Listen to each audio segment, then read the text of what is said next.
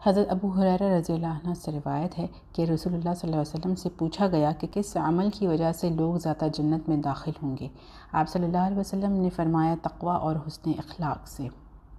تقوی سے مراد ہر وقت اللہ کا ڈر اور خوف خدا رکھنا۔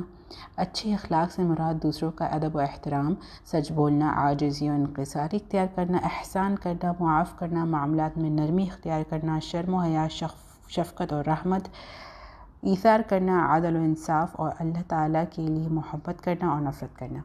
یہ بہت ہی چھوٹی چھوٹی چیزیں جن کو کرنا بہت مشکل ہے۔ ڈیلی روٹین میں ہم بہت ساری چیزوں کو نگلیکٹ کر رہے ہوتے ہیں، دل بھی دکھا رہے ہوتے ہیں، بہت ساری ایسی چیزیں جو کہ ہم کنسیڈر ہی نہیں کرتے کہ یہ امپورٹنٹ ہے۔